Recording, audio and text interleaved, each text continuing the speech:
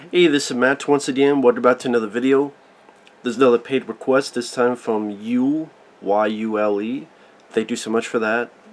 Appreciate people who have sent in paid requests. Thank you so much. And today he wanted me to do a commentary on the 1999 film Desert Heat with Jean-Claude Van Damme. Now first off, for those interested in requesting pretty much any type of video, whether it be a reaction, ranking, a list, a commentary, a topic, randomness, out of the blueness, whatever it may be, feel free to send it either directly to my PayPal or join my Patreon. Both links are down below in the info box. The info box under the video. What other box? The box over there with Gwyneth Paltrow's head in it. That box. But in the info box down below, the links are there for those who are interested. Second off, it's interesting I'm doing a commentary on a Jean-Claude Van Damme film. Granted, it's what I don't like, but I'll get to that in a minute or two. Because recently it's been announced that Jean-Claude Van Damme is going to do one final action movie. Supposedly. Now whether he sticks with it, that's one thing. But supposedly it's one final action film where he plays himself, and he plays himself as a guy that lives in hotels and his career is down in the dumps.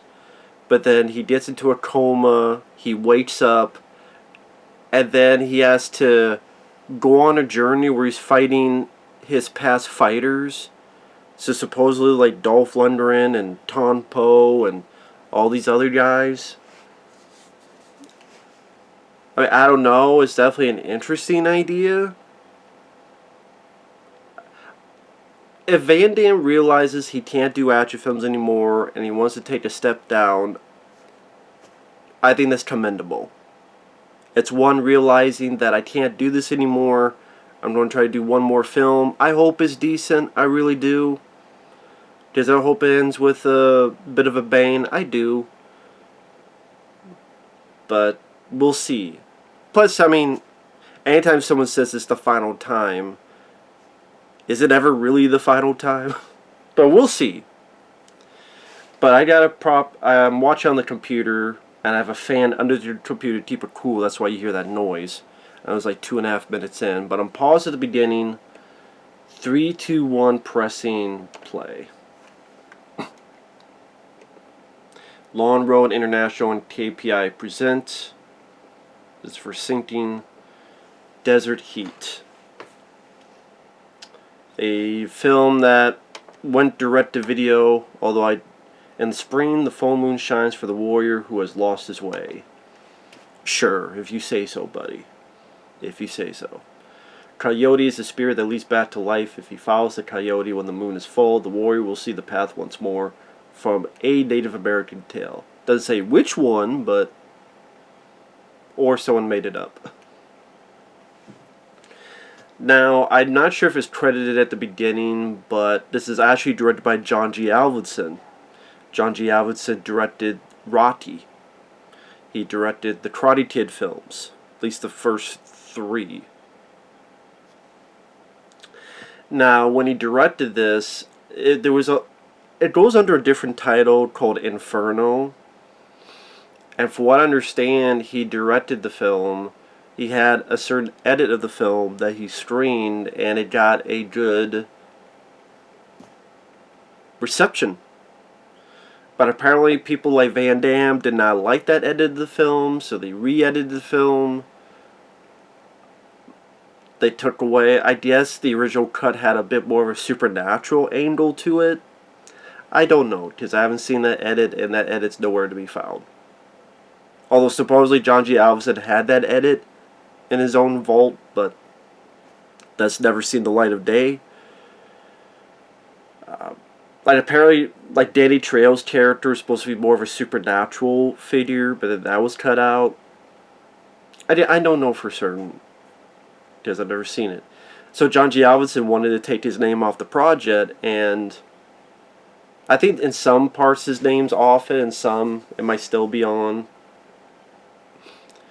But I know there are fans of this. I know my friend Fabio likes the film. I know there's other people that like the film. When I reviewed it long ago, Which, by the way, if people ever wanted me to re-review any of them, feel free to send it, and I'll gladly do it, because I'm a big Jean-Claude Van Damme fan. Him and Sylvester Stallone, while I do enjoy other action stars like Dolph Lundgren, big fan of Arnold Schwarzenegger, Chuck Norris, the two guys that shaped my youth action film-wise was Jean-Claude Van Damme and Sylvester Stallone. Watching Rambo films and Cobra, Hard Target, Bloodsport, Time Cop, Lionheart, Universal Soldier, all that stuff.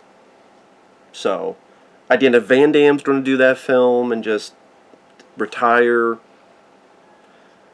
Or maybe he won't do action films, he'll just do maybe a drama here.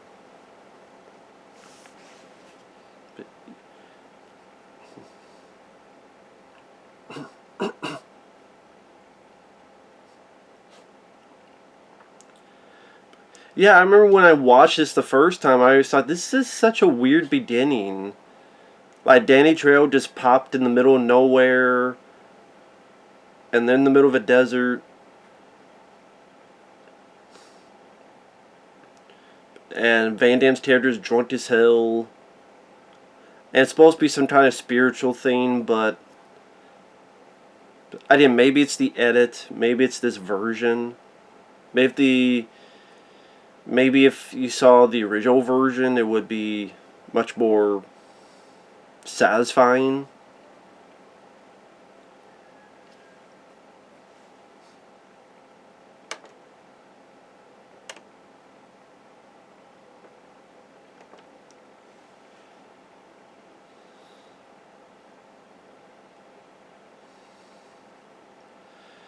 But just like these weird camera angles, like going to the side, then going to the other side. I don't mind Van Damme's performance. Interested to see an early role from Danny Trejo, but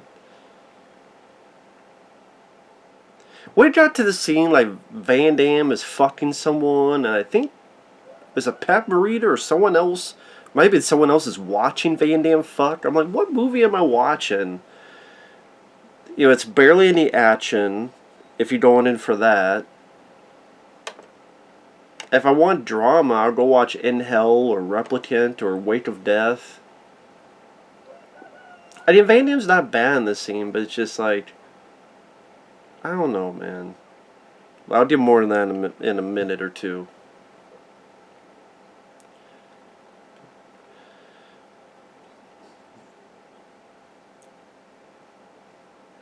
Well, he's hamming it up a little bit. I'll say that with Van Damme. But it's still, I mean, nice to see after so many years of being so dead-face. And here, it's nice to see him show a range of emotion. Why he can't do that nowadays, I don't know. I don't know if he's told not to do it, or something to do pill-wise, taking for his bipolar disorder. I don't know what it is. Is it a combination of the two? He's told not to do that? I don't know. Now pretty much this is the setup. He's left for dead and he wants revenge. These guys leave him for dead. He's not dead. He wants to go back for revenge. This is a time in Van Damme's career where things were not going the best. You know, this is a guy, Belgium, muscles from Brussels, brought up, wanted to break into the film industry, did Bloodsport, Kickboxer, Cyborg, Lionheart, Double Impact, Universal Soldier. For the most part, films that were hits, entertaining, crowd pleasers. At least to me, they were. And then Universal Soldier became an even bigger hit.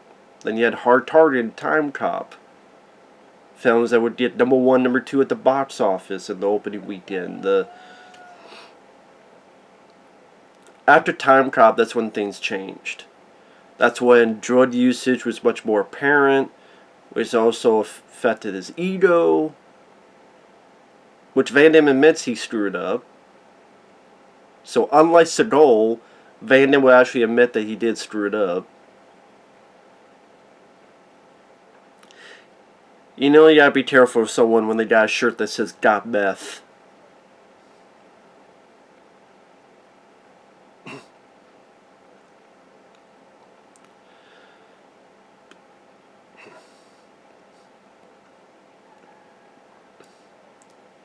And I do appreciate Van Damme trying to do something a bit different. Like, you would never see Steven Seagal do a film where he plays a drunk and he gets beaten up by three yokels and left for dead. Steven Seagal would never do that. Well, I mean, I guess in a way that's hard to kill. I mean, I take that back. Very hard to kill. Well, he didn't get beaten up, but he did get shot and left in a coma. So I guess technically Steve Seagal did that hard to kill.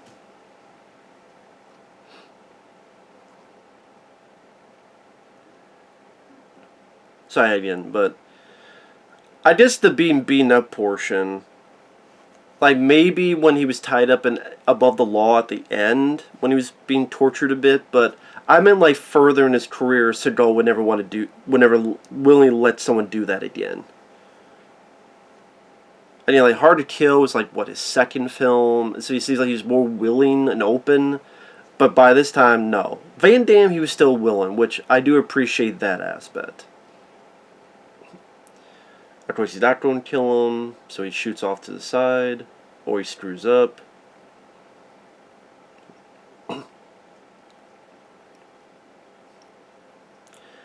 Yeah, he just shot to the side.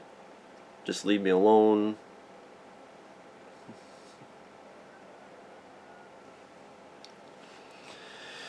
But yeah, because the drugs and ego does Street Fighter. Street Fighter maybe made some money worldwide, but didn't do the best in the U.S. And I know a lot of fans, including myself, disliked the film. Because like, why is nothing like this Street Fighter? Why is there no fighting in the fucking streets? Why is it not about a tournament, which the fucking game was? Then you have... I like sudden death, but I hate all the body doubles during the fight scenes that Van Damme has. That's distracting as hell. I like sudden death, but all those body doubles, I think during the fight scenes, just hurts the film a lot to me. But I still like it. But that didn't do well. That was Die Hard at a hockey rink. If I learned how to talk. But that didn't do well. Double Team and Knockoff are weird, but I find them fun and entertaining still for their weirdness. I do enjoy them. They have issues, but I do enjoy them. But they did not do well at all. They bombed. So, Maximum Risk, I think, is underrated, but that bombed. Pretty much a series of bombs and then turmoil about pissing off Universal because he wanted $20 million per picture, which was preposterous. Because Jim Carrey was doing it because his films were making like $150 million in the U.S. alone. Van Damme's lucky if a film of that got worldwide, and that was rare. Like maybe Time Cop and maybe Universal Soldier, maybe that much worldwide. But Jim Carrey, his films, The Mask, Dumb and Dumber, and Ace Ventura. Ace Ventura got like $80 million in the U.S. alone. Van Damme, the closest a film of his got that much in the U.S. was Time Cop. That's the closest. But his films were making maybe 30, 40 million at most in the U.S. So get a $20 million paycheck just would not make sense. Because here's Pat Morita, may he rest in peace, played a very different type of role. Of course, he had worked with John G. Avildsen on the Karate Kid films. Still waiting for his love of his life to arrive.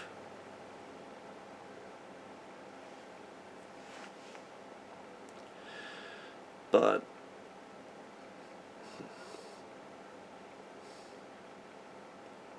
I'm trying to think. Yeah, so all those films, even though some of them I do like Maximum Risk, they bombed.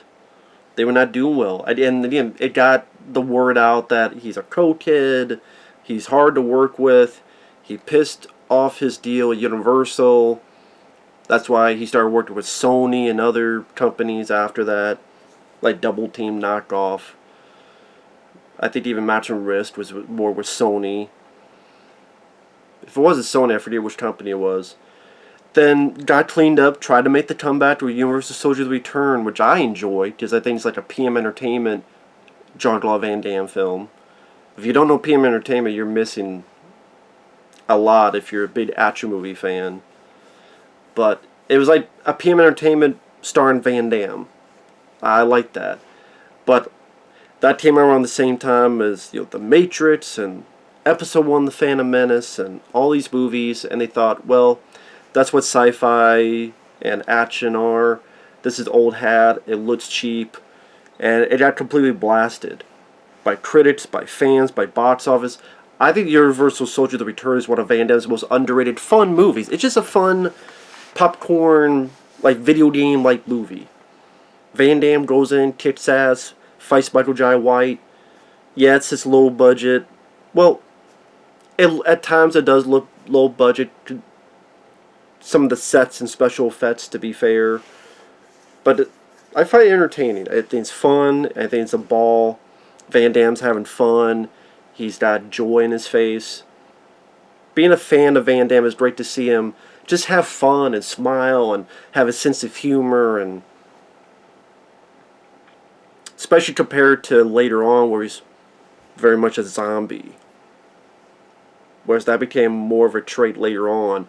Like, in order to be serious, I have to be a zombie. I think he was like told to do that by people, and he's like, okay, I guess I'll go along with it. So after that, that's when you got in more of the direct-to-video circuit. And there's been some good direct-to-video films.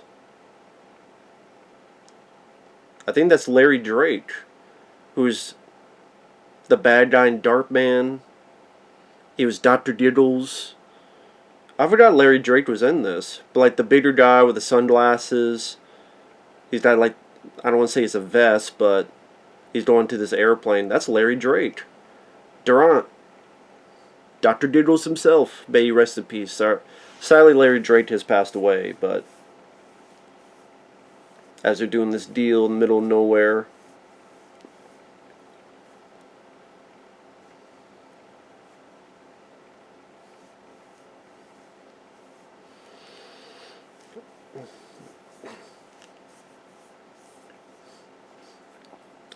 But yeah, there's a lot of good direct-to-video films. I mean, there's The Order, which came out after this. That's a fun direct-to-video film. I liked The Shepherd Border Patrol. I liked Six Bullets. I liked Wake of Death. I liked Replicant. I liked In Hell. Again, there's a lot of good ones. There's bad ones.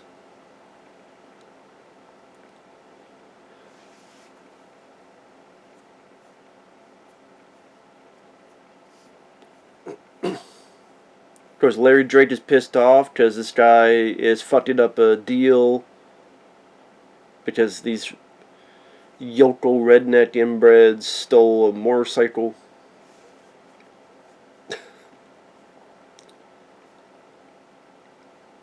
But Larry Drake, I mean, he's a good character actor. He's definitely not sleepwalking through this role.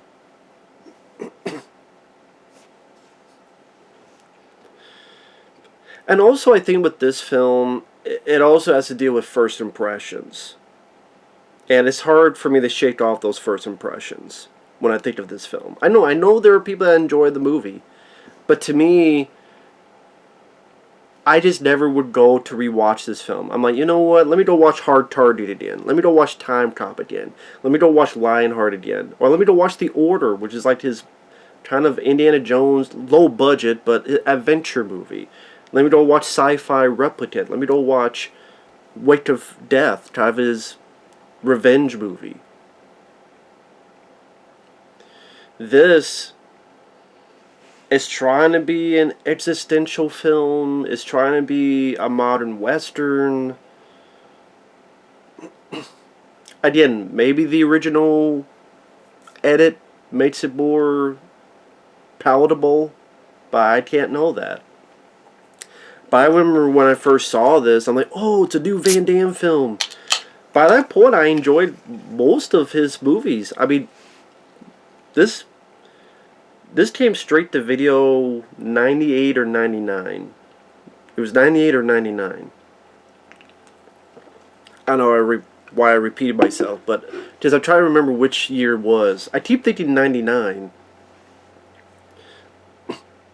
I wouldn't be surprised if this was supposed to go to theaters, but it just got dumped. And it became kind of one of Van Damme's first early direct-to-video films.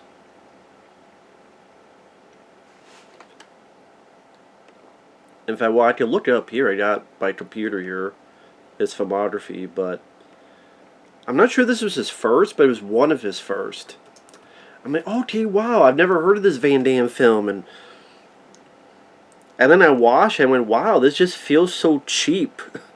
It just feels so cheap and boring and meh.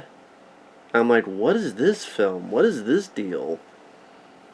Who are these characters? Why is Van Damme not doing anything? How come there's barely any action? And this is around the time he also did Legionnaire, which I didn't care for either. Let's see. So I'm looking it up a little bit. Death Warrant, that's another film I enjoy.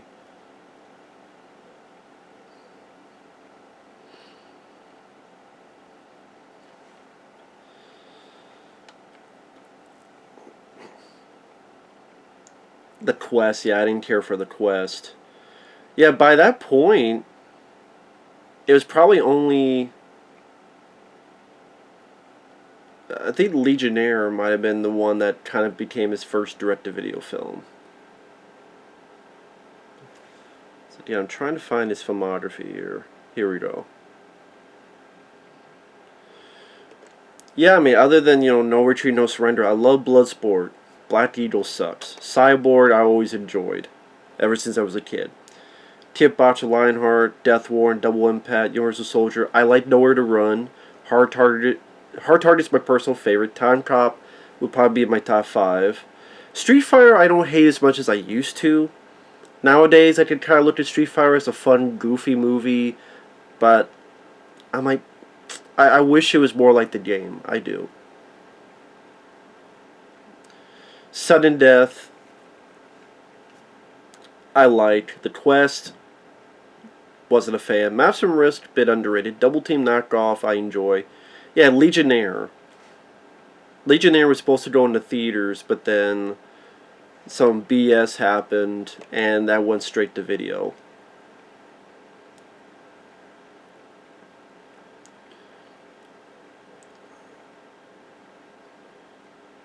Because I think there was kind of some infighting between Sheldon Lettich, who wrote the screenplay, and Peter MacDonald, who directed Rambo 3, who directed this film. And I don't know if there's some re-editing, I don't know if there was some other additional stuff that had went on, and I can't remember. I know Sheldon Lettich told the story about it. Like some bits of the ending was changed, and again, it was supposed to go into theaters. The movie was released direct to video. Distributor Lionsgate predicted the movie would do poorly at the box office because at the time Van Damme's drawing power was decreasing drastically. I mean, they were right about that. Knockoff, Double Team, Master Risk, The Quest, they all didn't do well. So Legionnaire became his first direct to video film. Then because Universal Soldier The Return was a bomb, then this film, Replicant's a good movie. The Order's a good movie. And hell, Derailed is awful. Derailed is one of his worst. The Hardcore, that's another one. I'll say this is better than Derailed and The Hardcore. I'll give you that.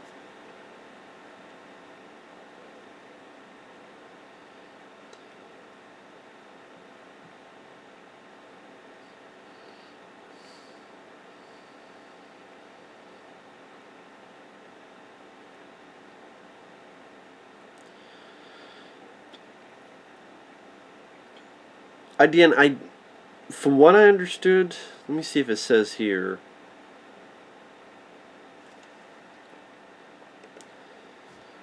Again, apparently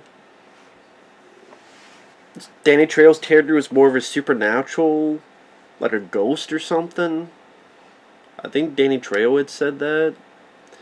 It's a 5.2 on IMDb, which, I mean, that's not a high rating. But, like, Replicant only gets a 5.4, which is ridiculous. Wake of Death only gets a 5.6.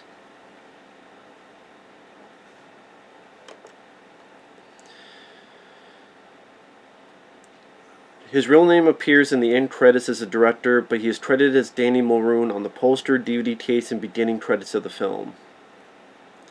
In the John G. Avildsen book,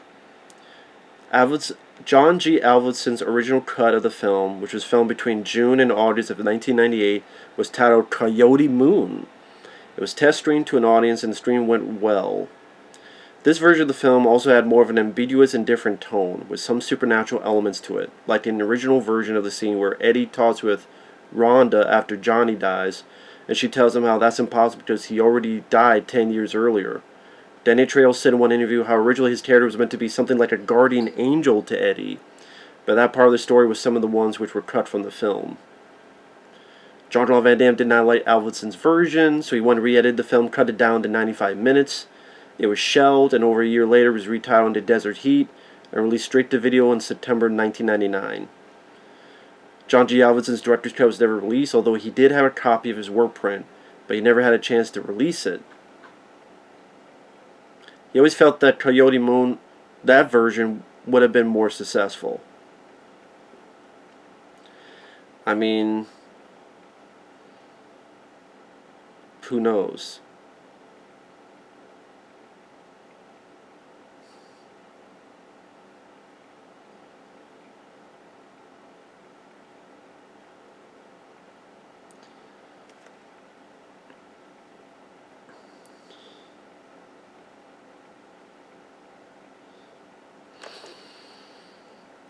I mean, in a way, this film is trying. Of course, they're setting up this fighter plane. Well, this plane, I should say, for the finale of the film, where it becomes a big distraction. But I mean, the idea is trying to be a modern western. But even that, I've seen done better in other types of movies, like Copland. While it wasn't really, it was. It's not modern, but Last Man Standing with Bruce Willis. That took place like in the 30s. So it's more modern than a Western, but it's not modern for today. But Last Man Standing with Bruce Willis is a good modern for that time period of Western type of movie. Copland does it well. Or a sci-fi Western, like Outland with Sean Connery, did that well. This, I just always found to be rather boring, rather slow and tedious. Again, at this time, you're going to Van Damme movies to see action, and you're wondering, well, where's the action? Where's the excitement? Like, okay, we've been with this movie for 26 minutes, and I'll start more talk about the film itself. It was more just me trying to talk about Van Damme, where he was at this time in his career. Where he kind of realized he fucked up, and now he's going to be this litany of direct-to-video. And again, a lot of them are pretty good. I'll take The Order and Replicant and Inhale and Wake of Death and Six Bullets. But the past 10 years have been awful, in my opinion. The Last Mercenary sucked. Pound of Flesh sucked. What was the other movie? Kill 'Em All. That sucked. Him being in those Kickboxer reboots, I thought they sucked. Just not a fan of really anything other than Jean-Claude Van Johnson. I enjoyed that, especially the pilot, the commercials he's done, like when he did the splits on those two trucks, and well, there's trickery involved. So I'm not really caring about that. It looked cool. It was a fun commercial. Yeah, maybe the guy didn't want to, in his old age, fall in the middle of two fucking semi-trucks and get run over. I'd want some trickery too.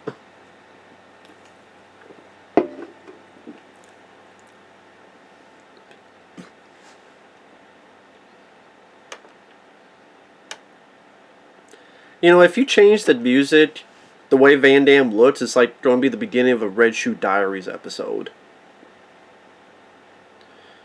Like, this is going to be the star of a porno.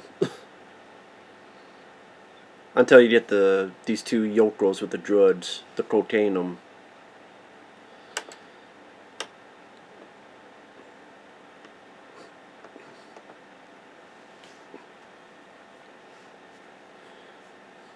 That was just like a.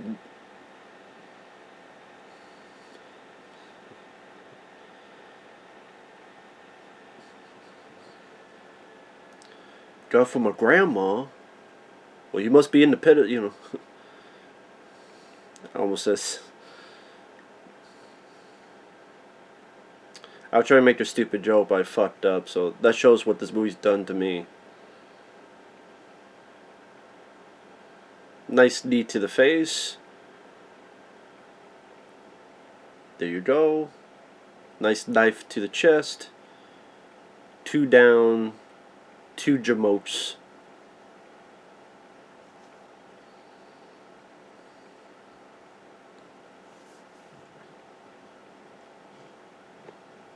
Just 2 jamotes.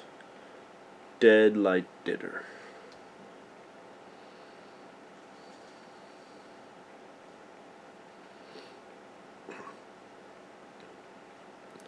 For a second, I thought Van Damme was going to take that cocaine. I'm sorry, I know that's mean, but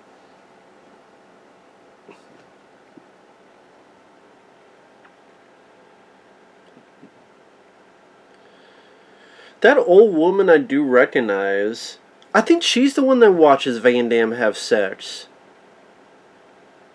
which I always thought was weird.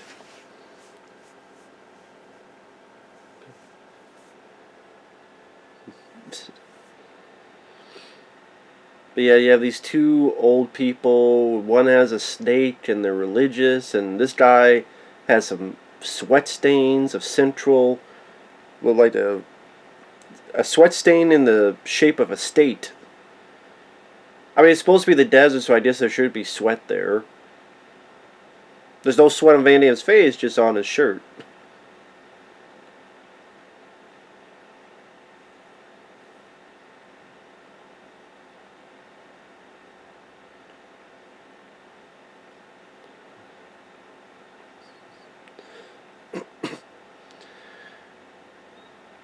So now we got an old guy that looks like he's ready to pan for gold in his pajamas, onesie.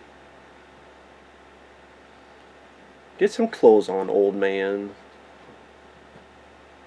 Don't shit your pants. Not gonna change your diaper. Fine, wipe your foot up and get out of here. Move your ass.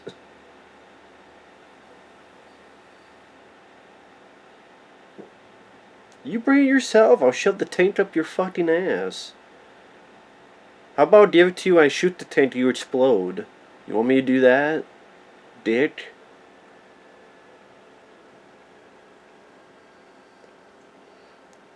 Nope, I didn't do it, a ghost did it.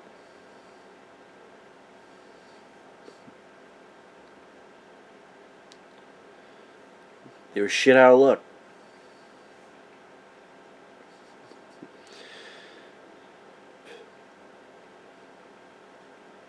I think also that's another thing, is that this was the inclination of Van Damme. His movies are not going to be the same as they were again.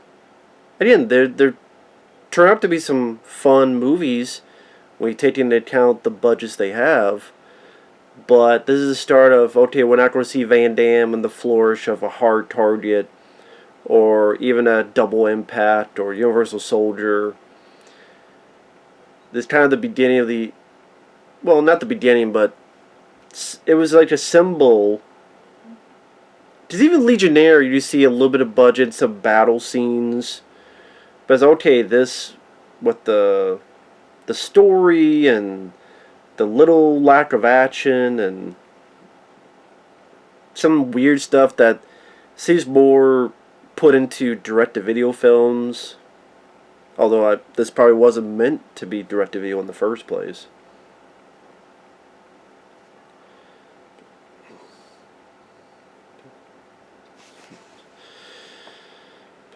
But yeah, I just could never get into this film. Never get into it. I just found it boring. What about Van Damme's acting? Other than that beginning, I mean, it's nice to see him smile. Unlike a film nowadays. But again, even films after, like The Order and Wake of Death and Replicant in Hell, that showed his acting as well, but either the story or the pacing or like Ringo Lamb working on the action scenes like in Replicant or the revenge aspect of Wake of Death. Isaac Florentine doing the Shepherd Border Patrol. That's the guy who worked with Scott Adkins a lot afterward and did Undisputed 2 and 3. Get a bite to eat. Like, that makes me want to watch Universal Soldier again. I just want to eat.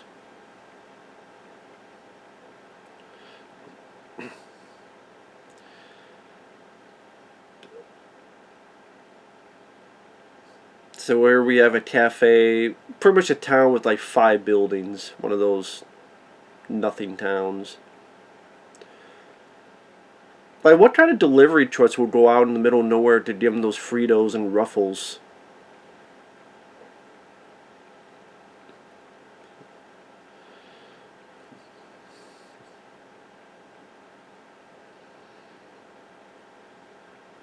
What's your business, old man, if I'm passing through? I'll pass gas in your face, you don't shut up.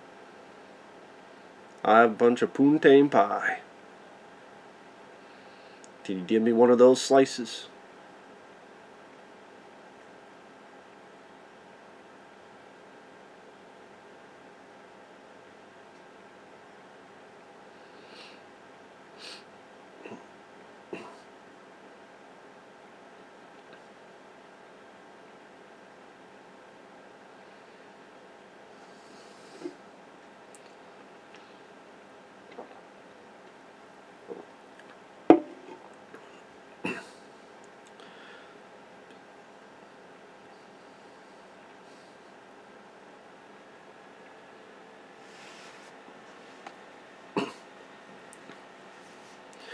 Good-looking lady, I'll give you that. And this cook guy is just a weirdo. It's good pie. See, I remember one or two things. It does say like the star of a Skinamax movie.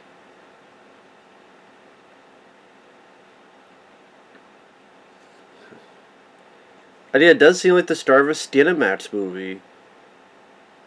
Lies don't lead to these two fucking, and then again, late at night in Cinemax. For those who don't know, Cinemax is what a lot of us termed Cinemax back in the day, the cable channel. That's because a lot of late at night they would show these programs that either had a lot of nudity, a lot of sex, or were pretty much softcore porn. And so Cinemax just got called Cinemax because of that. Like, the only reason people went to that cable channel was to see that stuff. Of course, when you have the internet and that comes into play, that became less of interest.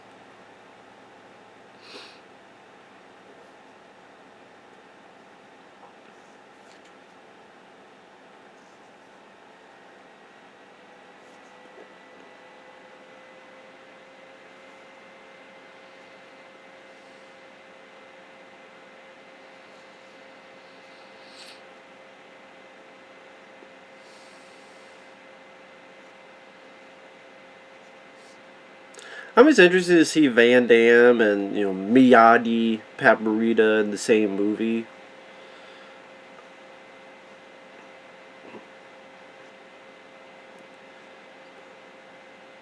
But again, I mean,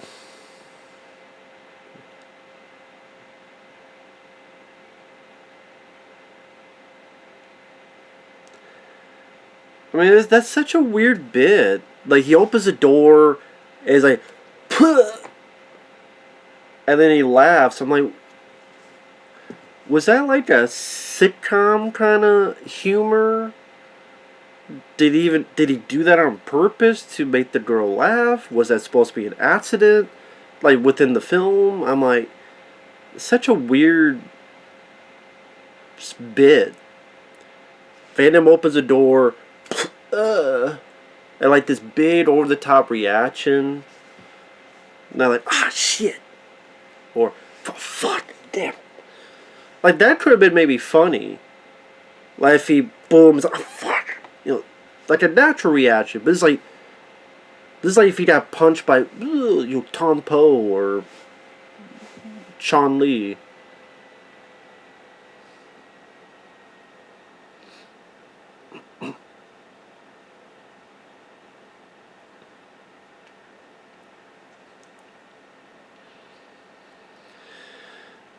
But I mean, it's interesting to see Pat Morita play a different type of role. Because Pat Morita, there's a lot of people that still think he was exactly like and taught like Mr. Miyagi. When they thought that was a performance. If you actually watch him in like Back to the Day on Happy Days TV show and other movies, he was an actor. He could do different. Like this one is a very different type of accent and performance and role. He was to do a lot of variety.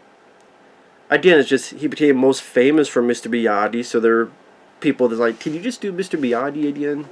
The same cadence and manner, and that led to 4 Karate Kid movies.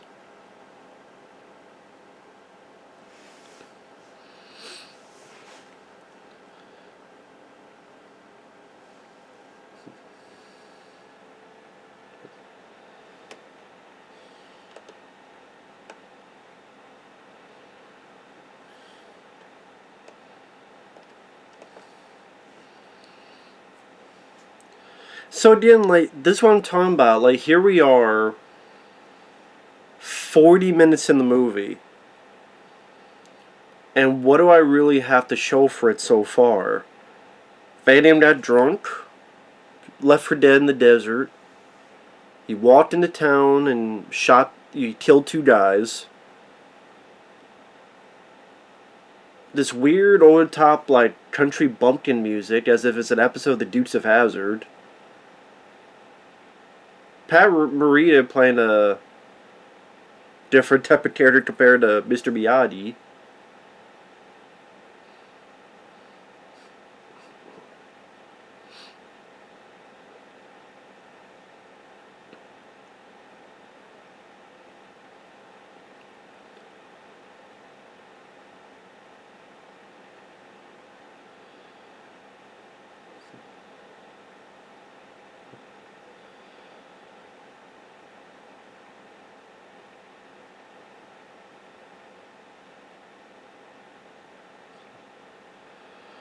I did Grandpa Munster did a shower. I mean, did some clothes on.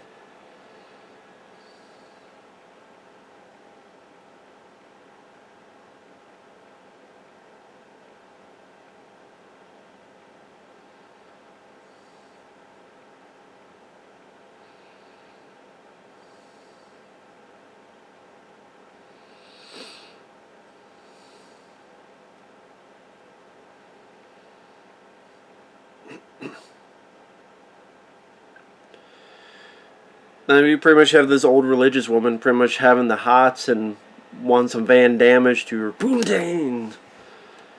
She wants a 360 kit to her snatch. Sorry. I'm not sorry. I mean, it's a joke. So Pat Morita's job is pretty much to dump these bodies to where they need to go. Now, I don't know if Van Damme's paying him for this. Because I don't know if Van Damme has money. But maybe like Pat Morita's doing it just, hey, these guys helped kill his dog. They mentioned.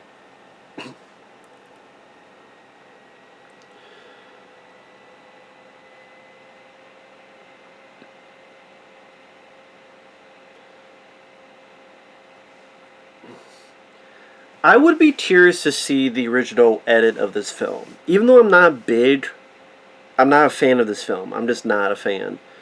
But I would be curious to see the original cut to see if it's better, if it's worse. That's the thing. I'm a sucker for work prints and things like that. Like, I love Hard Target. But I remember back in the day. When I say back to the day, I mean like around 2010, give or take. Look up stuff on this film and find out that there was an NC-17 word print. Now, technically, it should not ever be NC-17. NC-17 makes it seem as if it's like Dead Alive, Peter Jackson gore. It would easily get an R rating, and not even like a hard R rating.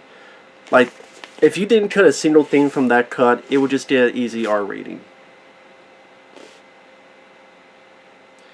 And you have like two guys talking about if Van Damme's theater has sex and stuff. Just weird bits there. Like two old guys. I bet he gets laid a lot.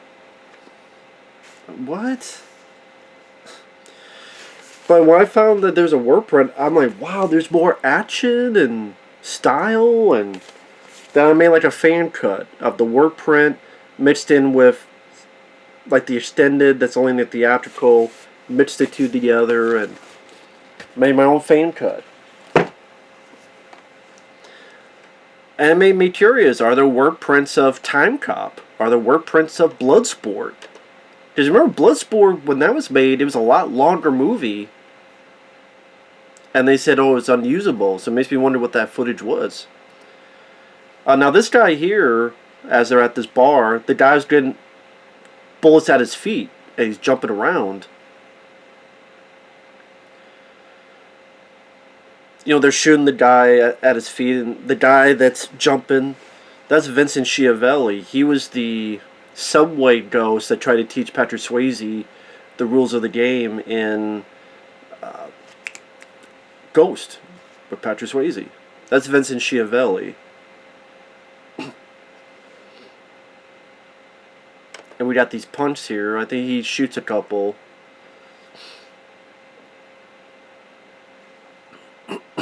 There we go. 1, 2, 3. Now that guy with the beer bottle in his hand, I think that's Jeff. Is it Colbert? The bad guy in the first Power, Lou Diamond Phillips.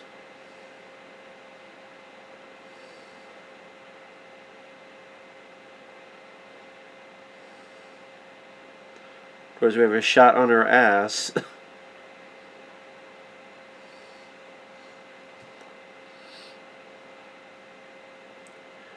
So is Vincent Schiavelli trying to be Indian?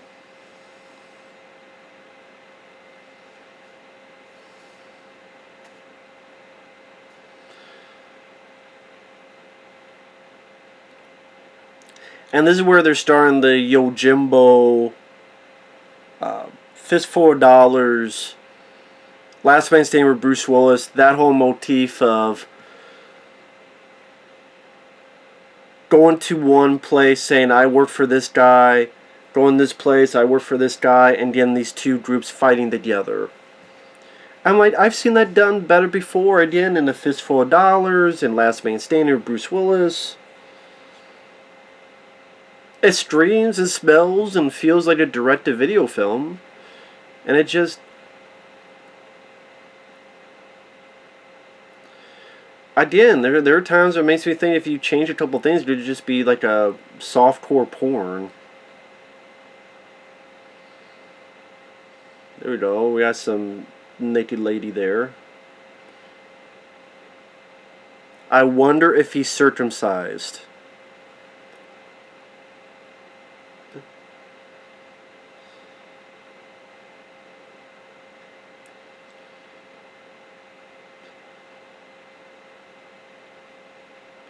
I wonder if he's circumcised. Like, that's a line of dialogue in a Jean-Claude Van Damme film.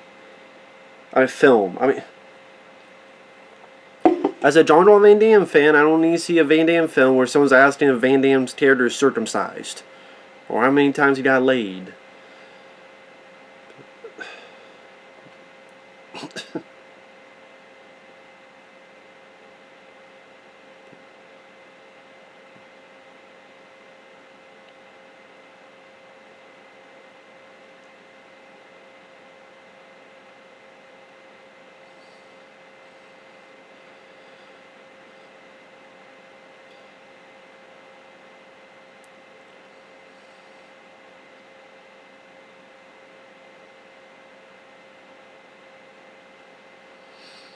Very beautiful lady, I'll give you that.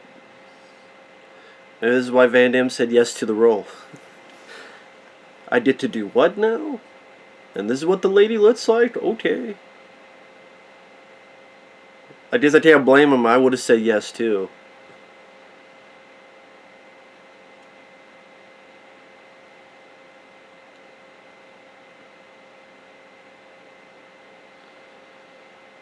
Van Damme was in good shape. Oh shit, that's a beautiful lady. Blonde as well. And this Van Damme, I mean, I laugh because Universal Soldier, the DVD, had a documentary where Dean Devlin talked about, is my booty in focus? Like he knew he had a lady audience, and there was a time where he would show his ass for a lot of movies. Is my butt in focus? I think he said butt, but I always think of his booty. The booty is in focus. Is my butt in focus? Remember the shot Universal Soldier when he's trying to cool off?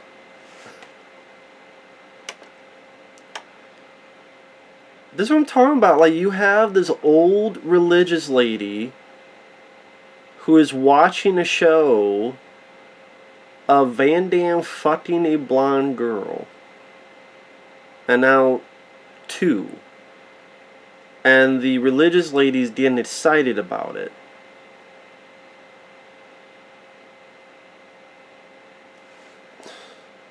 Like, the religious lady is sucking on a straw, hungrily, while Van Damme fucks two ladies.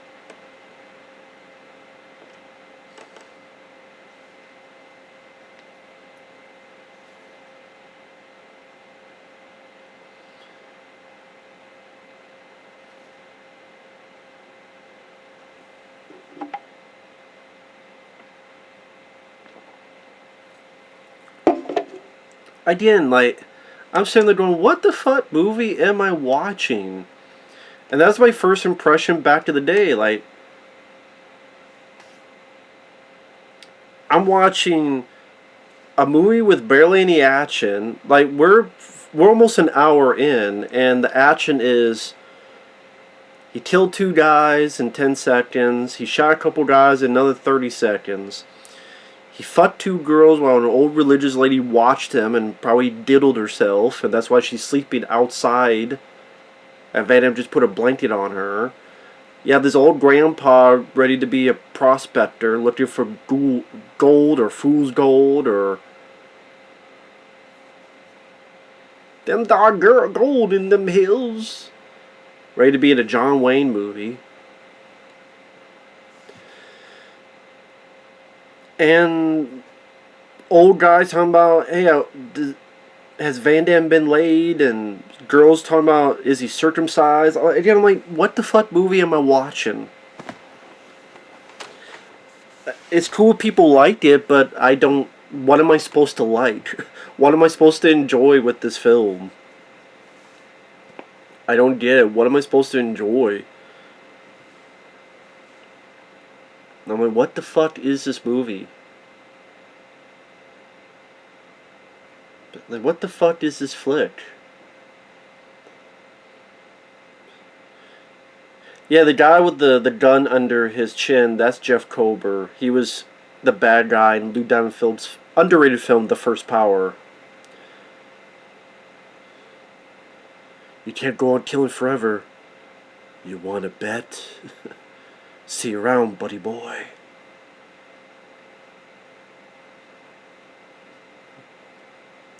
This guy I recognize too. I do recognize that guy. Is that the bad guy that's in Robot Jocks? I can't remember. The guy with the bandana. I think he's the guy who's like the bad guy in Robot Jocks. I could be wrong. I'll look it up real quick.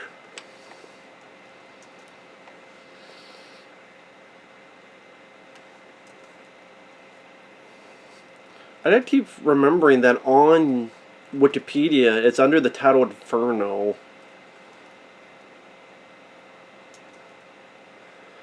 Which is weird because I never thought of the film as called Inferno. I always Desert Heat. But whatever. It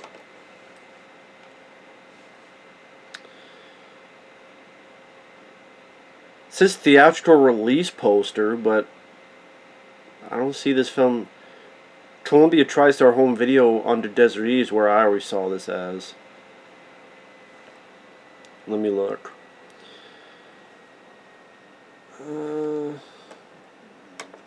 God, what was... Yeah, Paul Koslow is that guy in that previous scene with the bandana. Paul Koslow. Sadly, he passed away in 2019. Yeah, he was in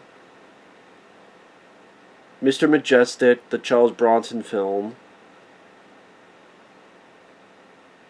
The Annihilators. Robot Jocks is the villain. He was also the villain in Loose Cannons, the Gene Hackman, Dan Aykroyd film. Astro 2 he was in. He was the mayor in the 1980 film Heaven's Gate. But yeah, Paul Koslow, yeah.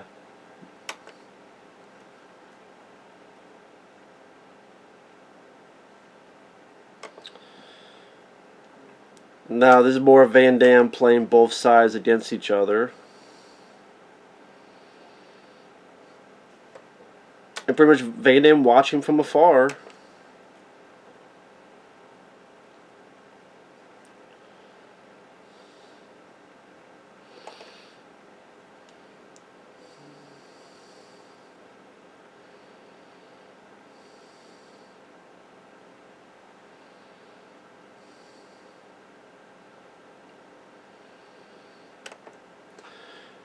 The people that wrote the films of John G. Avildsen said that reviews for this movie were scarce, and the few that did get published were cruel. Yeah, I mean, I can't blame them. I didn't realize one of the girls at the diner, the younger girl at the diner, that's Jamie Presley. Jamie Presley's in this from My Name is Earl. She was in Joe Dirt. She was the love interest in Joe Dirt with David Spade. She was in Can't Hardly Wait. DOA, Dead or Alive as Tina Armstrong, she was like the wrestler whose dad was, I think, Kevin Nash in DOA, Dead or Alive. She was in Torque. So who remember that movie, Torque? But yeah, she was like the love interest in Joe Dirt. Was she the love interest actually in Joe Dirt? Now that I think about it. I think so. No, that was Brandy, Brittany Daniel. So she wasn't the love interest. Who was Jill? Okay, she wasn't the love interest, sorry. Sorry, it's been a while since I've seen Joe Dirt. She wasn't love interest because that was Brandy. The love interest... She played a girl named Jill in Joe Dirt. I forgot who the hell that was in Joe Dirt. So yeah. Yeah, not the love interest. So she played a character Jill in Joe Dirt. She was in DOA Daryl. Wow.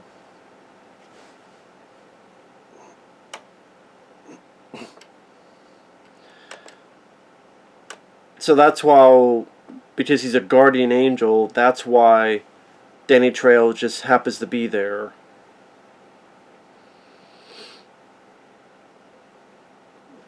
Angel looking over Van Damme's shoulder, literally.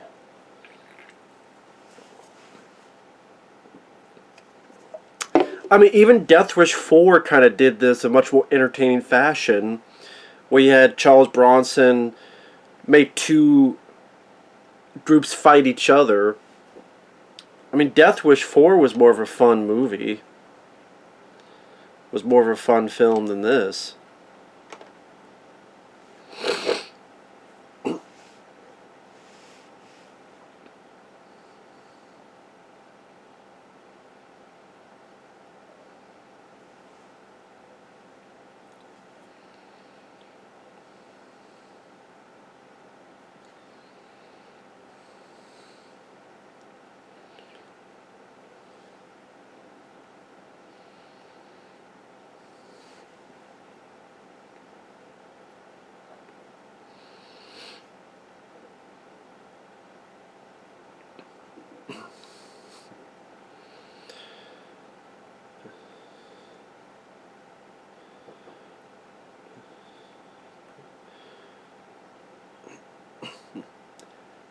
Yeah, sorry, I'm not saying much. Pretty much, they're not fighting anymore. They're realizing there's something else going on, and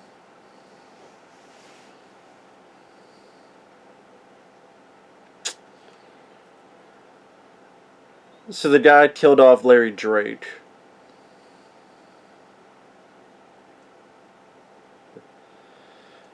Yeah, sure. Let's have a good actor like Larry Drake, and let's just get rid of him for these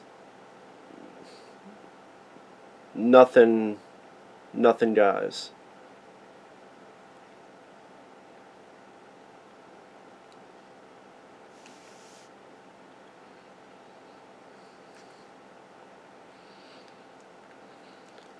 Yeah, let me hang out with Jeff Kober and Paul Coslow more.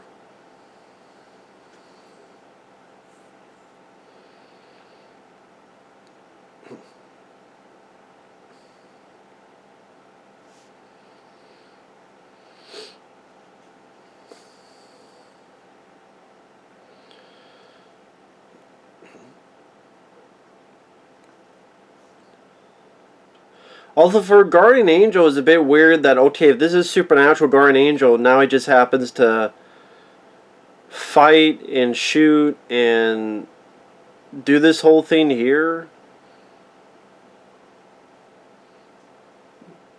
Like, what's the deal with all that? Yeah, that's kind of a weird take for a Guardian Angel. I'm like, okay. Well, he's been dead for 10 years. What? He's been dead for 10 years, but he's now out there doing that? Like, if it was one thing that only Van Damme talked with him, but that's not the case.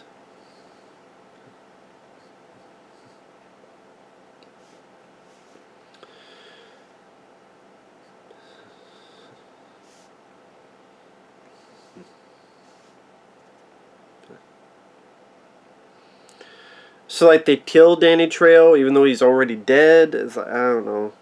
Just be like he's bleeding from his lips, but he's a ghost. Just leave a lot of questions. I just see maybe why Van Damme's like, this is a bit. How does this make sense? Like, this is a ghost who's getting his ass kicked and get killed, but he's a ghost. I don't know, maybe John G. Alvis's cut, but at the same time, remember Albert Pyun had his cut of Cyborg? I saw that cut. That was awful. Van Damme's re-editing saved that movie. I'm sorry, it did. Because the director's cut of Cyborg is a piece of fucking shit. Piece of shit. What did Van Damme do? Disappear? He's like behind him and then... Phoop. What is he, Quicksilver? He's a Nightcrawler? He might have made a good Gambit, to be fair. Like if he did an X-Men film in the 90s, a Gambit, that would actually might work. Mon ami.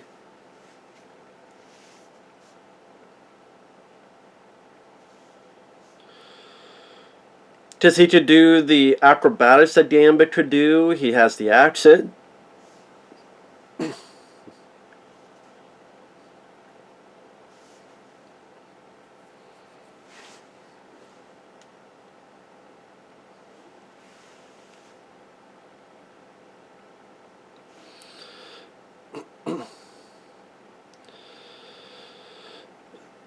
So again, like he's a ghost.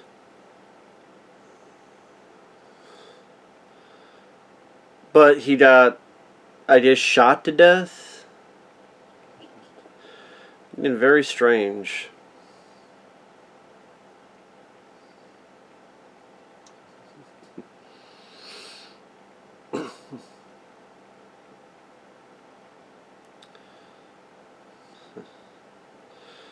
Even Nowhere to Run. I mean, Nowhere to Run is kind of Van Damme's modern Western type. The gritty land developers, and that to me was a more entertaining film than this.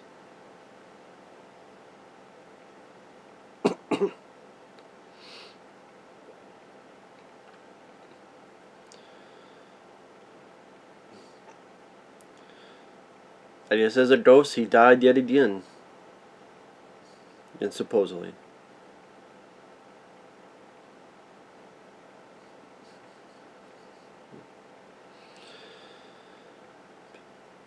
I mean, we're over an hour in. We're getting to the pretty much the last end of it because you have it's 27 minutes. Yeah, I think at least 3 minutes for credits. That's 24 minutes. This burial, that's gonna be another minute. So that's 23 minutes. So a little over 20 minutes to do certain things.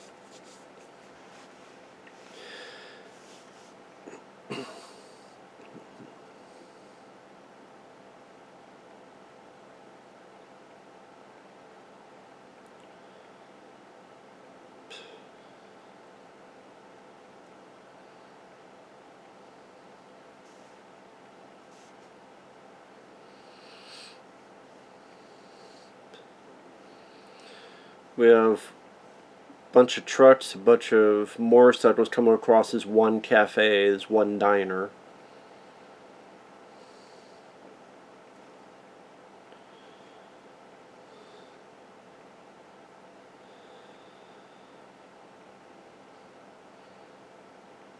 And like this villain, I don't give a shit about. I mean, this villain wouldn't hold up in a Walker Texas Ranger episode. You got Jeff Kober, who's a good actor. You got Paul Kozlo, who's a villain in Robot Jocks. But let's not. You had Larry Drake, Durant from Darkman, and fucking Dr. Diggles.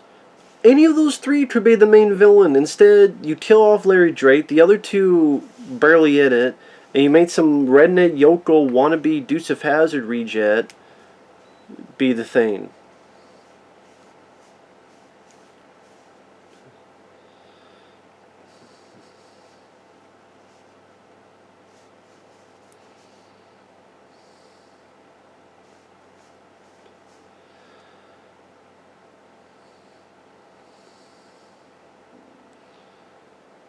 Okay, I'm a bit confused. Van Damme said he's gone, and this girl's crying. But in the info I read, it said, oh, Van Damme said Johnny Six Toes is gone. He's like, wait a minute, that doesn't make sense. He's been dead for 10 years. So, who would this girl be crying about when he said he's gone? Who would she be crying about? I don't know. And it maybe the person who wrote that info in that book, the films of Judge Elvis, maybe they're wrong, maybe they misunderstood, or maybe something to do with the original cut. I don't know.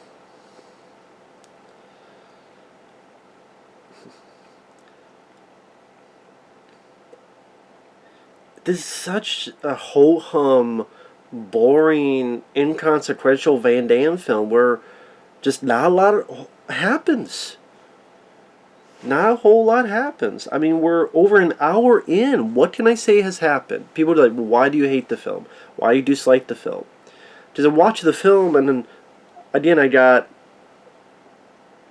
maybe 3 little action scenes. That scene we saw was the biggest, and that wouldn't even muster in Cyborg with Van Damme, which had nothing to work with budget-wise. You had that weird bit of Van Damme fucking 2 women and an old religious lady watching.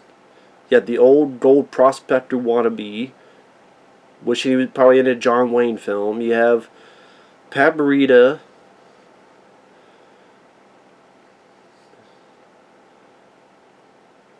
Here is kind of a burial of Danny Trejo's character.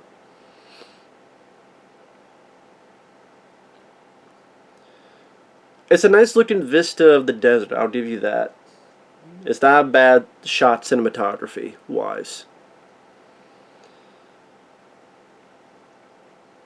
And like right here with Van Damme walking, you have the mountains in the background, you show the vast landscape. That's not bad either. Idea is trying to do that, you got the moon that Van Damme passes by. That's not a bad looking shot, but I'm not sure about the musical score. Yeah, not sure if I'm 100% sold on that. It's not like, do you want to fuck him or what, dude?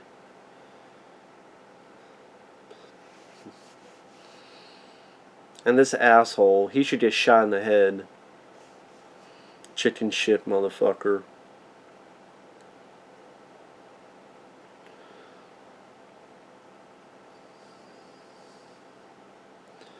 Is that a grenade?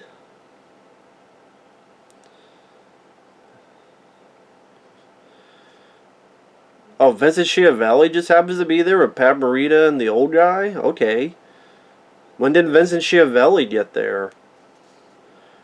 Maybe that's part of the cut footage. When did Vincent Schiavelli get there with Pat Morita and them?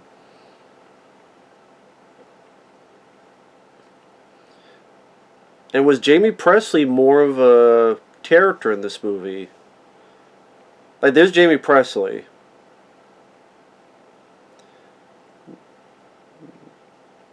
Yeah, this girl here, this is Jamie Presley. She was the wrestler in the movie version of Dead or Alive, DOA. She was in Joe Dirt. She was in a few other stuff. That's Jamie Presley.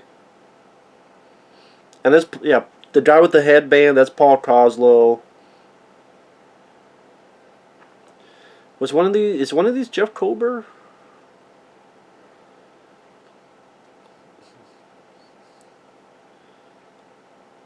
Come on, old man. There you go.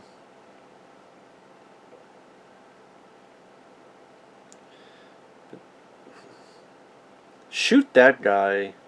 That whiny guy in the head.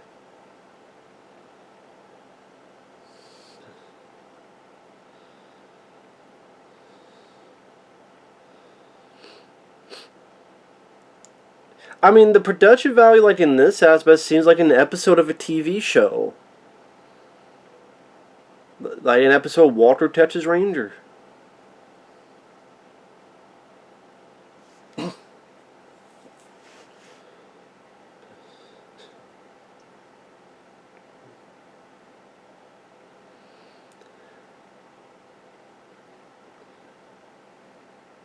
Then, old man, just do it yourself.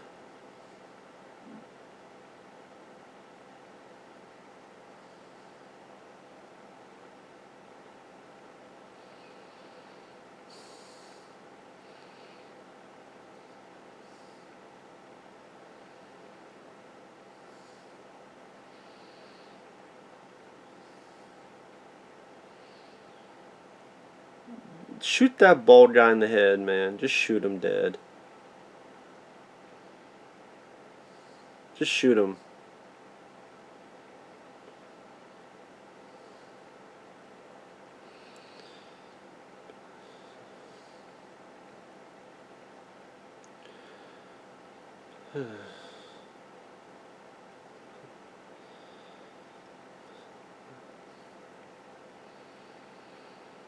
That's probably the most graphic part of the movie, that aftermath, that, yes, Vincent Schiavelli killed the guy with a sword.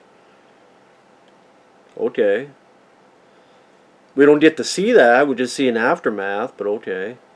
And that's like the goriest part of the film. That little aftermath.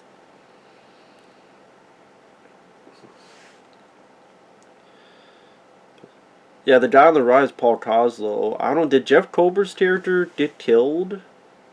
I didn't notice it? Or is he one of these guys I don't notice?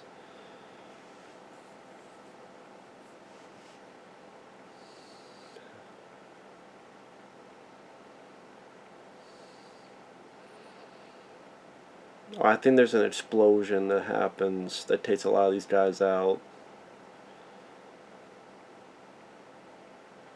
That's pretty much like, if you have a...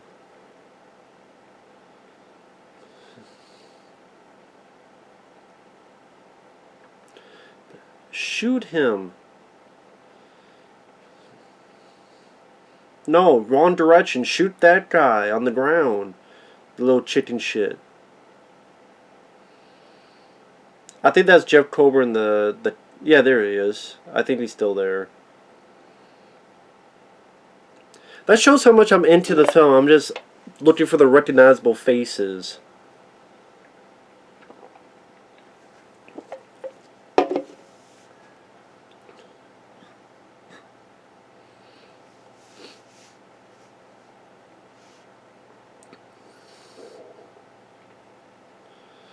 Sorry, that's my stomach. Yeah, I know. We only got like 17 minutes left of the movie.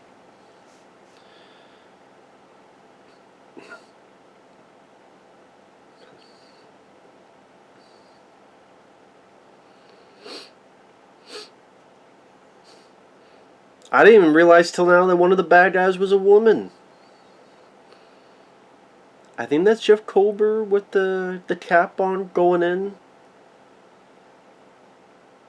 I think that's him with the baseball cap.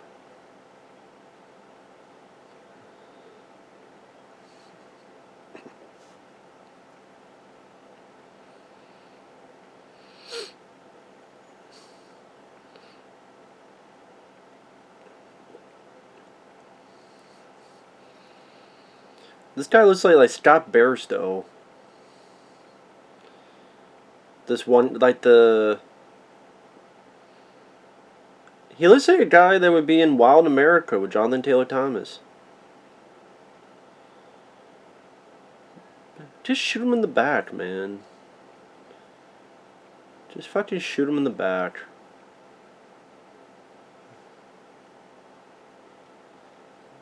Yeah, I don't know who this is, but he looks familiar.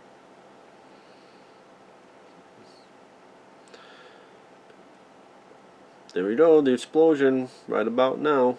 There you go. Gotta take out a lot of bad guys, but we don't have a lot of squibs. There you go, get one explosion.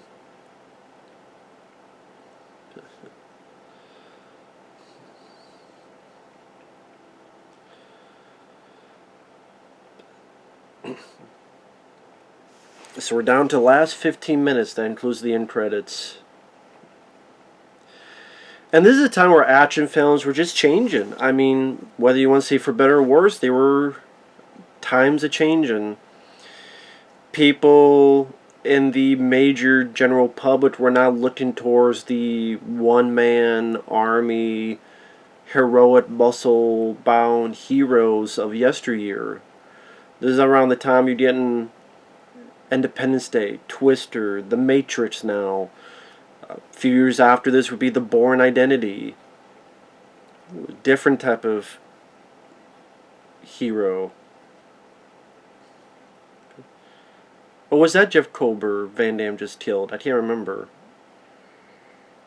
Can't remember. I just saw it. I mean, I couldn't tell.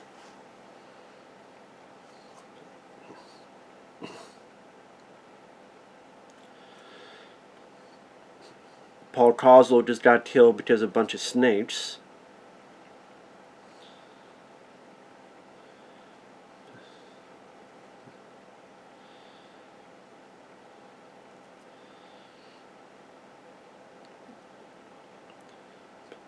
Yeah, that was Jeff Kober. I see him on the ground next to that guy. So, the guy who was wearing Van Damme's hat, that was Jeff Kober.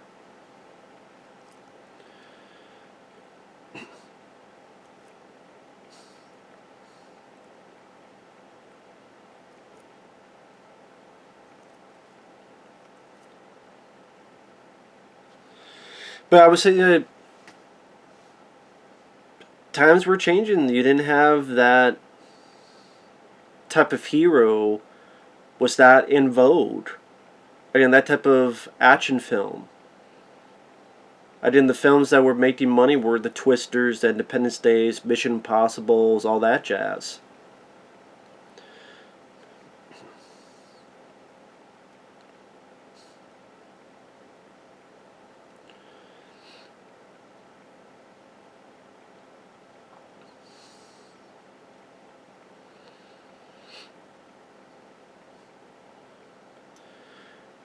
And that was the guy who did not kill Van Damme, so Van Damme lets him go. The one guy that gets a second chance to make it.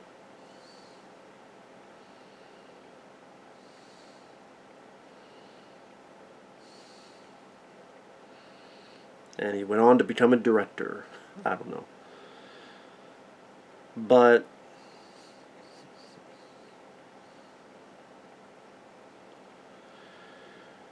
pretty much you get to like the last bit of action here.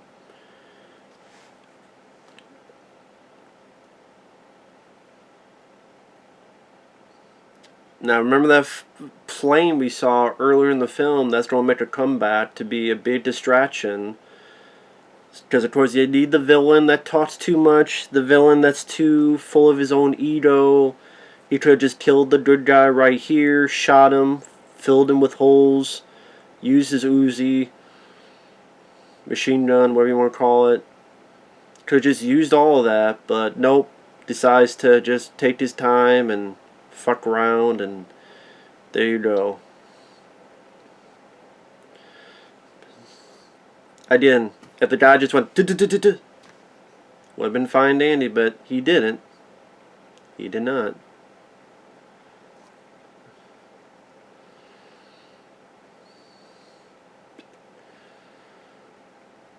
I don't know. Pat Morita's ringing the bells.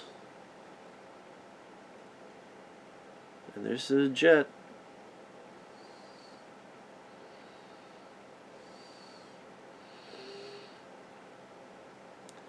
I mean, that's an actual jet.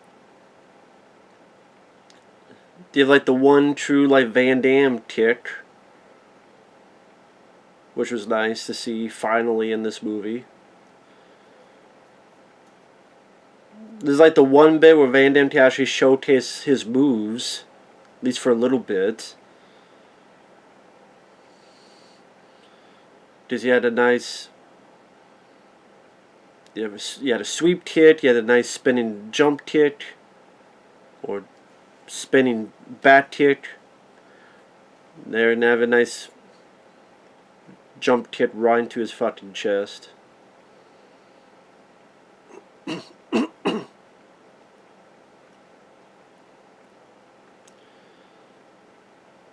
Can you imagine if he shot the machine gun and said, "Oh shit, I accidentally killed someone off screen"?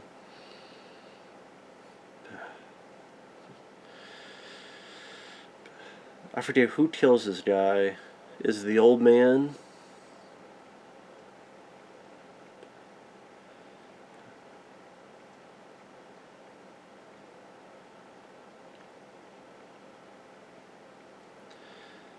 Someone tell me, who was it?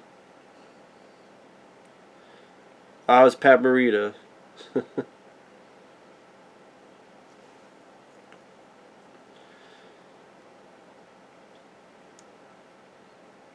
Or they're fighting against you. It was one of them, whatever.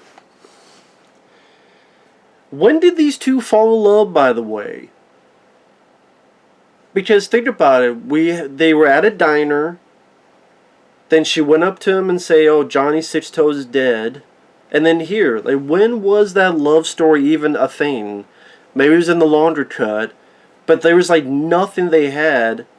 And who the fuck is that guy in white holding hands with the old couple?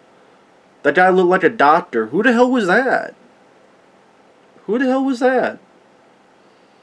Who's that guy in white that looked like a... He's a orderly.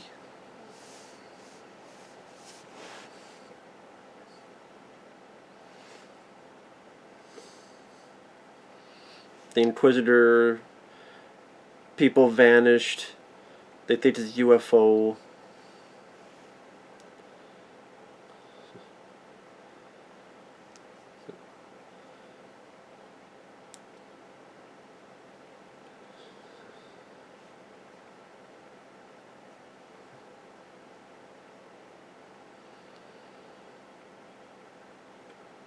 And who the hell is this bus driver guy now hitting on Jamie Presley? Oh, Yojimbo, of course. We gotta reference Yojimbo because that's what the plot was based on, Yojimbo.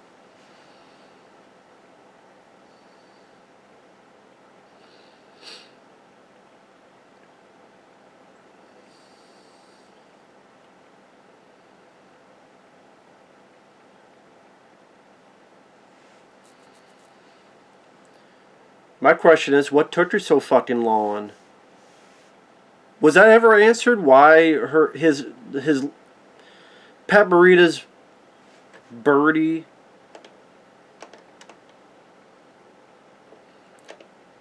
Why did his love his life birdie take so fucking long to get there? Is there any answer to that, Mr. Pat Morita's character?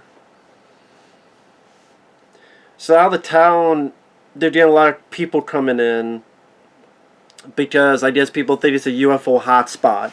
There's all these people that vanished.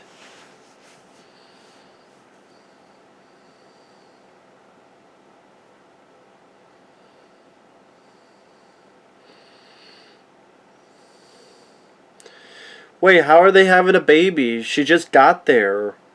Did they fuck already and she's having a baby from the get-go? How are they having a baby? I thought the whole thing was that he's been waiting for like years.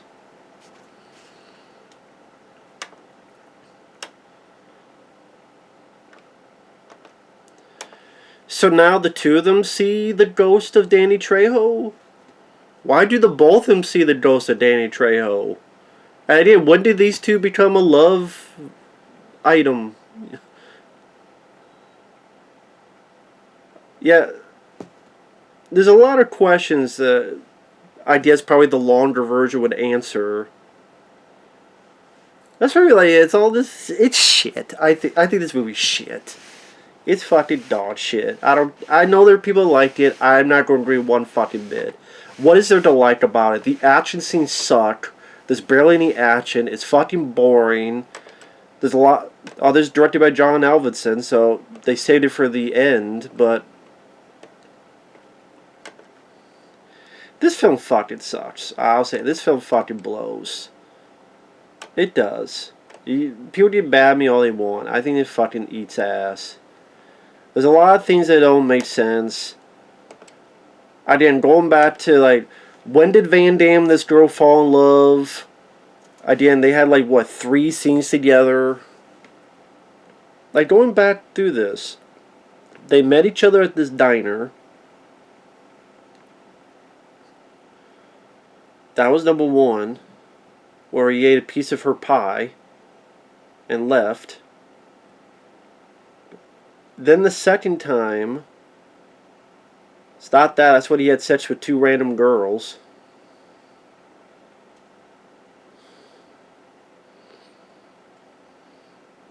The second time is when the girl came by and Van Damme said that Danny Trejo's character was dead. And I guess that's when they kissed. Literally went in, he's sleeping, he's dead. Oh no! The next morning they kiss. Why? And then at the end, she's ready to give her life for him. When the guy's ready to shoot Van Damme, she turns, no! I'm like, you just met this guy for literally 5 minutes at a diner, and then you went there and maybe you had a booty call, maybe you're horny, and then kiss. What the fuck, dude? What in the fuck? And who is this, again, to...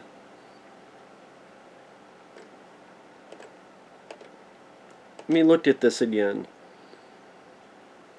When did Vincent Schiavelli get from the bar, he's like an Indian owner of a bar, to now he's part of this town? Where was that transition? The Vincent Schiavelli character.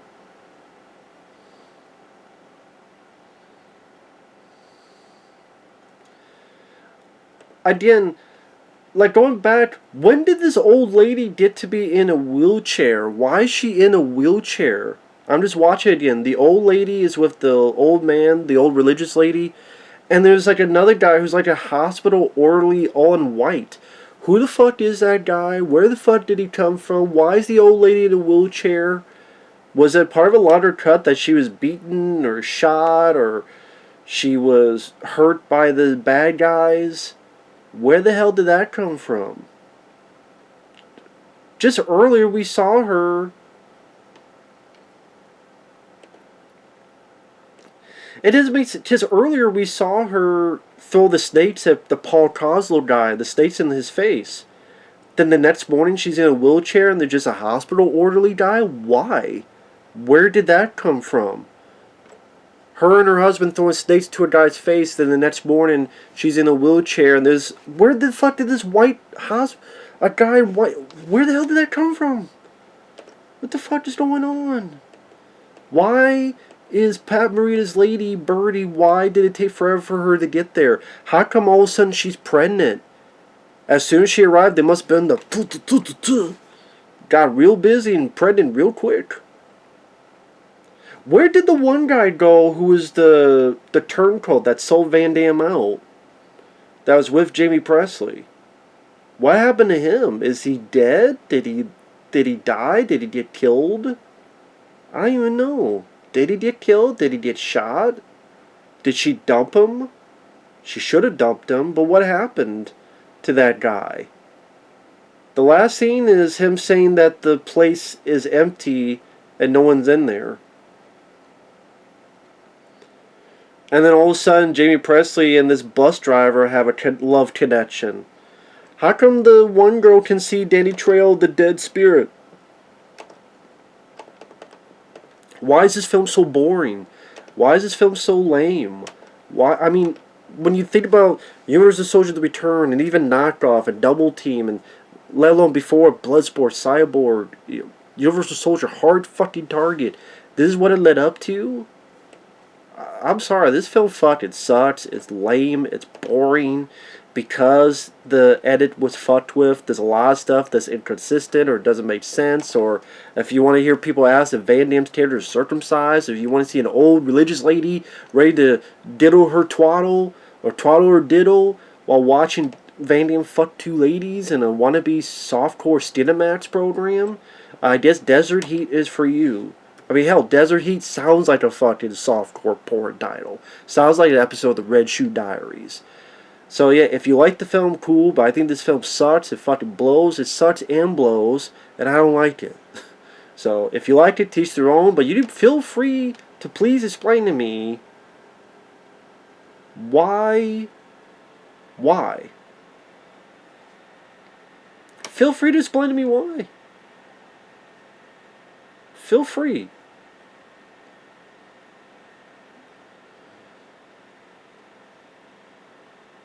So, oh well. Teach their own. Thanks for watching. Take care. We'll see you guys later. Bye-bye.